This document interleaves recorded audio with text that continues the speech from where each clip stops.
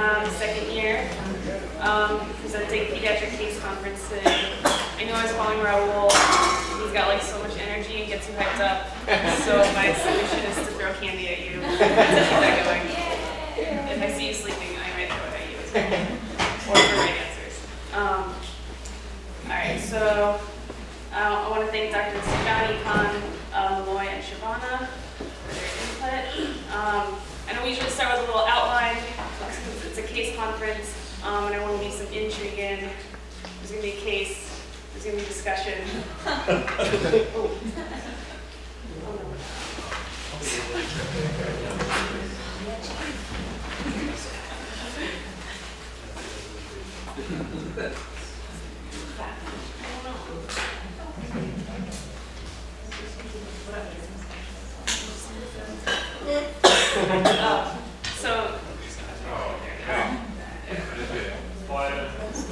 Spoiler alert.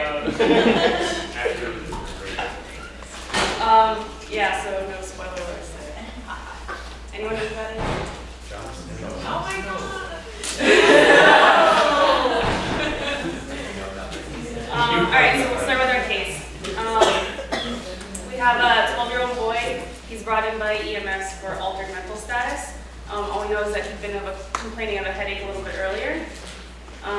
We get his triage vital signs, heart rate of 116, pressure's 100/70, he's got a mild temperature, but satting pretty well, finger sticks okay. But you take a look at him, we got our ABCs first. He's breathing, but he's unconscious, he's not protecting his airway, and circulation is pretty poor. He looks kind of bluish, he's got some poor cap refill. We assess that he has a GCS of 8. And then you take one look at his eyes. What's that? Anisocoria. Low people. Yeah, so we're worried about something bad going on in the brain right now.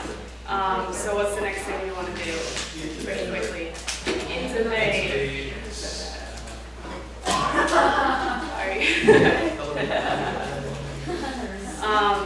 Alright, so we intubate him.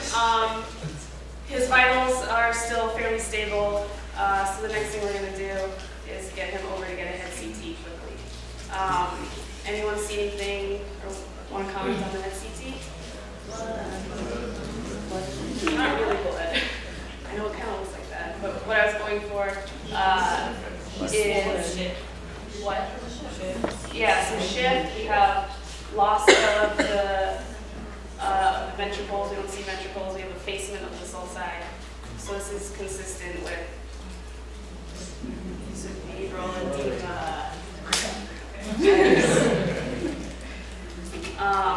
Alright, so cerebral edema, especially in kids, it can happen more quickly. So children have more brain and a smaller skull, higher brain to skull ratio.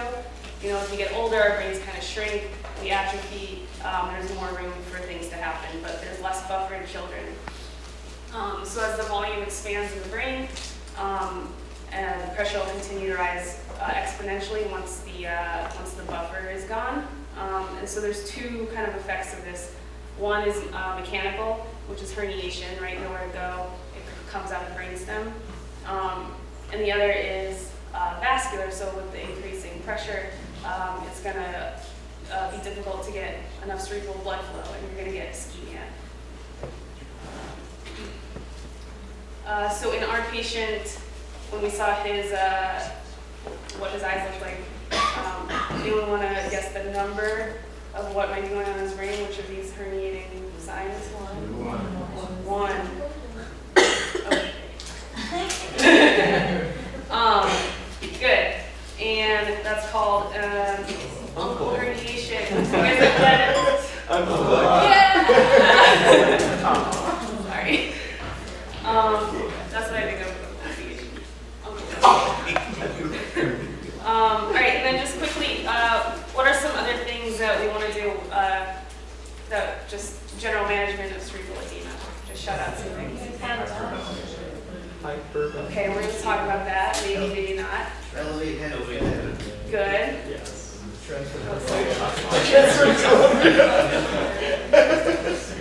Hypertonic. Yeah. Nice. I'm like horrible at throwing this. Right, so these are some of the things we're gonna do. Importantly, we wanna, he's intubated, so obviously he's gonna be on sedation, but we wanna make sure that sedation and analgesia are adequate, decreasing noxious stimuli, and sedating will decrease the sympathetic response and also help keep the cerebral edema a little bit under control. There are definitely a lot of sedative choices that we have. Ideally, the best thing is going to be something that has a quick onset, doesn't have a lot of hemodynamic effects. So some things that we think about may be Versed or midazolam, but that can drop your pressure, so you might want to avoid it in someone borderline hypotensive. Same thing goes for propofol. That can be great, but it can also drop your pressure. Ketamine can be used, but we might not want to use it in this situation because one of the side effects could be actually increased ICP, which is bad for the case of cerebral edema. So what's the one that we might be left with? That's it, yeah. Precedex or Etomidate. But as we'll talk about a little bit in the case, there's one big side effect of Etomidate. Adrenal. Yes.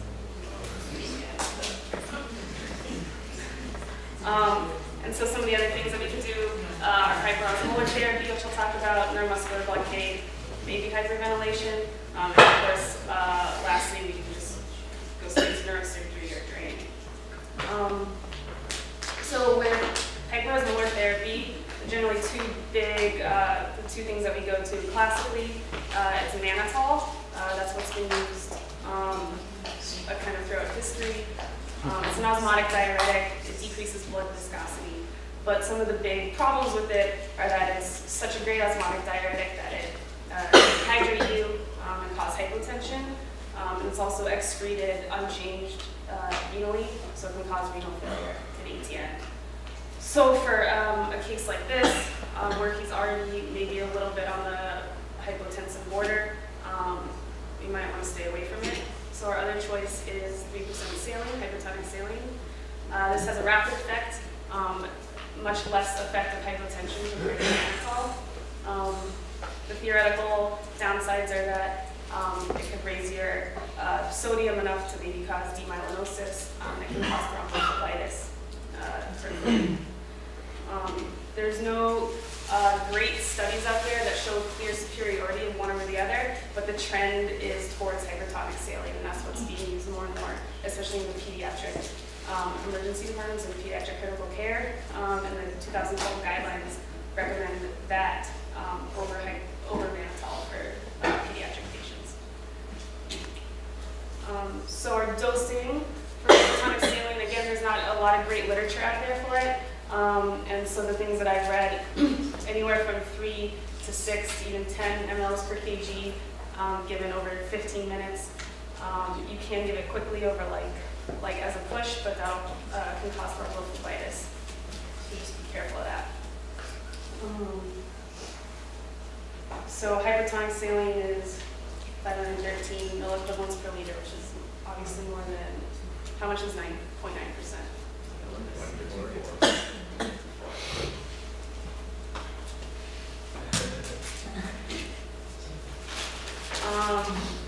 All right, so another thing we can do is paralyze or neuromuscular blockade. Great, this is going to decrease oxygen demand. They're not going to be using skeletal muscle. They're not going to be bucking the vent or breathing against the vent.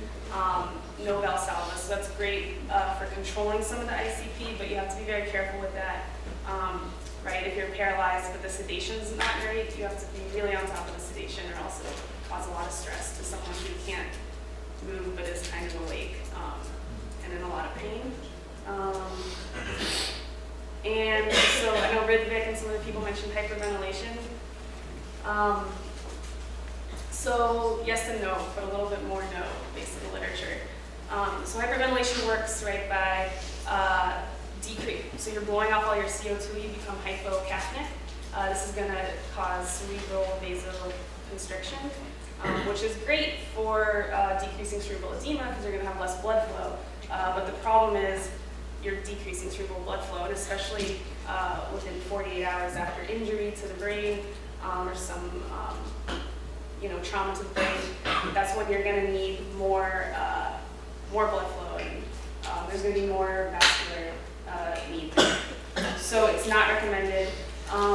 When I was in SICU, I said that, I was pimped on that, and I was like, oh, hyperventilate and Butyroccus. It was like the only time that you should ever hyperventilate is literally as you're like rolling them into the neurosurgical OR for more definitive management.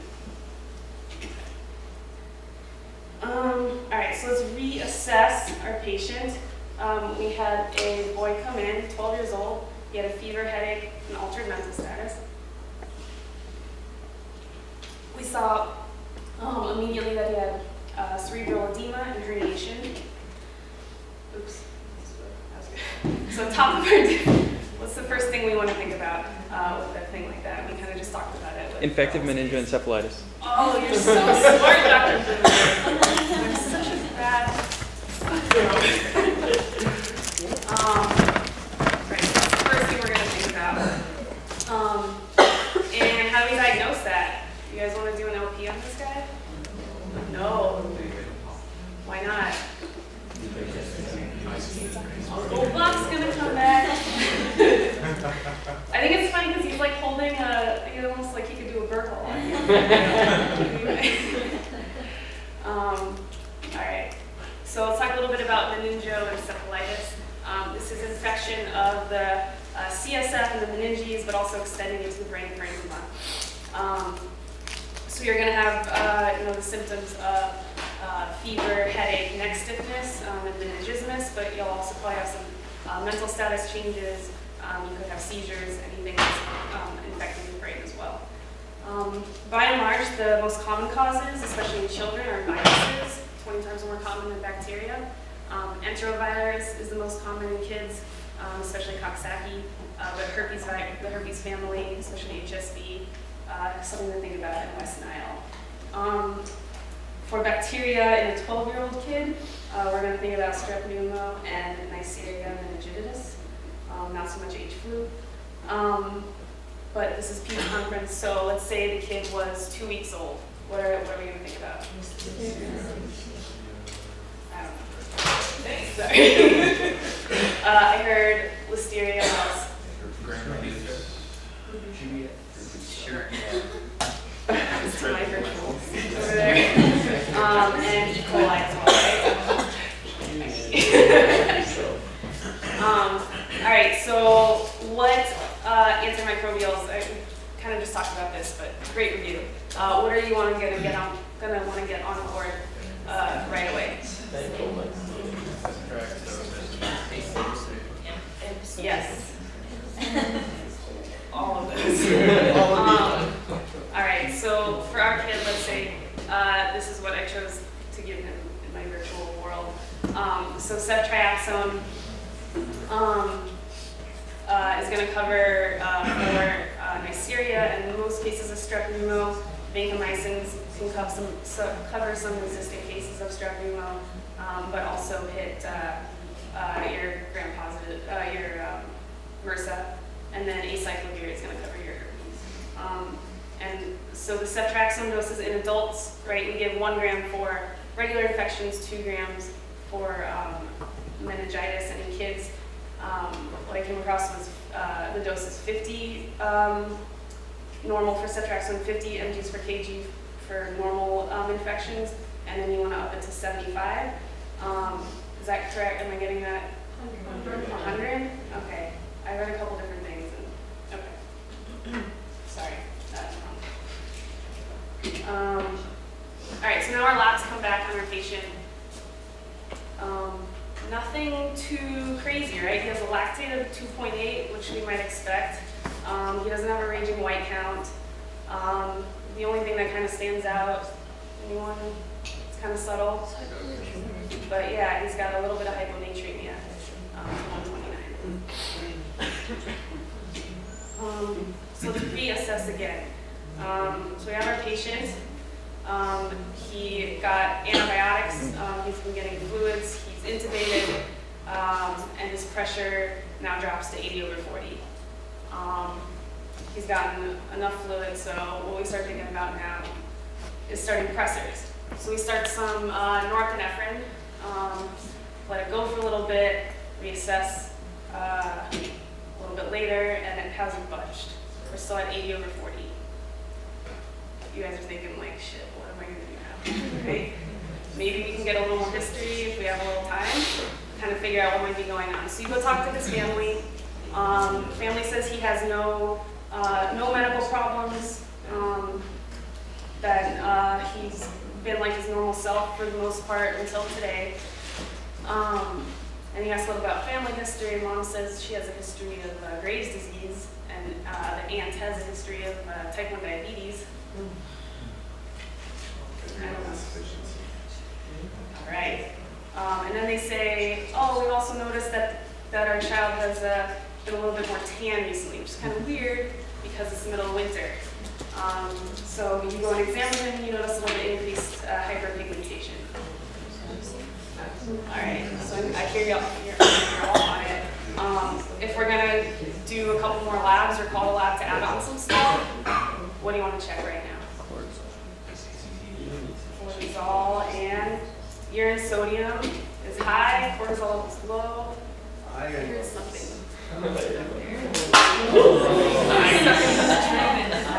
High eater. All right, so now we're getting a little bit somewhere, which is good because he's hypotensive and nothing's responding.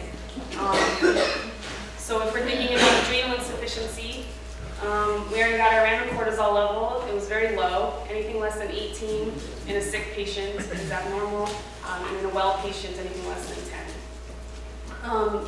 But another test that we can do is something called the rapid ACTH stimulation test. So you do this by, you measure the basal cortisol level, which we did. It was low. It was like undetectable, less than 17. You give something called cosinotropin, which is like a man-made synthetic ACTH. And then you repeat the cortisol 30 minutes later and an hour after. And if they have functioning adrenals, it should rise, right? And if their adrenal glands are not functioning, it won't rise. So his did not rise. So let's just review adrenal anatomy a little bit. This is like the bane of my anxiety. I hate endocrine. All this feedback stuff. We have your hypothalamus. It releases corticotropin releasing hormone, which acts in the anterior pituitary, which releases ACTH, which affects the adrenal cortex. And the cortex is that outer part made up of 3 layers there. The zona reticularis, which makes androgens, the zona fasciculata makes glucocorticoids or cortisol, and the zona glomerulosa is where mineralocorticoids or aldosterone comes from. So generally in what's called primary adrenal insufficiency, your adrenal cortex is going to be the main problem. It's not going to be functioning, so you're going to have high levels of ACTH because you're not going to have the cortisol feedback with the anterior pituitary. Secondary adrenal insufficiency is going to affect higher up, either the anterior pituitary or the hypothalamus. So just a little bit about Addison's disease. It's a primary autoimmune disorder, destruction of the adrenal cortex. In about 50% of patients with Addison's are going to have other sort of autoimmune endocrine problems, something called polyglandular autoimmune system. This could be type 1 diabetes, it could be Graves' disease, it could be like gonadal dysfunction. When they're not in acute crisis, they'll present with some vague symptoms like nausea, weakness, fatigue, anorexia. They'll generate low blood pressure and increased pigmentation, which we'll talk about, and you see that here along the Meningo-Encephalitis and gums. Their labs are going to show low sodium, high potassium. Anyone get the mechanism for high potassium? It's only seen in like primary adrenal insufficiency, because it's just aldosterone that's affecting that. Low glucose, high calcium. So why do people get so tan? It seems like a nice disease to get a little bit bronzed. So ACTH and melanocyte stimulating hormone are in the same category. They're both made in the anterior pituitary, and they have similar structures. So when you have very high ACTH, it's gonna have melanocyte stimulating hormone effect. So it'll stimulate melanin and melanocytes. In patients, this will be most evident in the creases, like you'll see it in the creases of their hands or on their feet, in sun exposed areas. And then if you look on their gums or like in their cheeks, you might see some spots. Which prominent, okay. Yes, but I was gonna say, doesn't this guy look like he might have it? I think he puts like gold bars over his eyes and just gets like fake spray tan. I don't know what it is. But yeah, JFK had it. All right. I don't know who said that. I keep hitting that. Sorry. All right. So there are a lot of reasons for primary adrenal insufficiency. I'm not going to run through all of them, just the ones that kind of stand out, especially on Pediatric Day. You want to think about congenital adrenal hyperplasia when we have difficulty.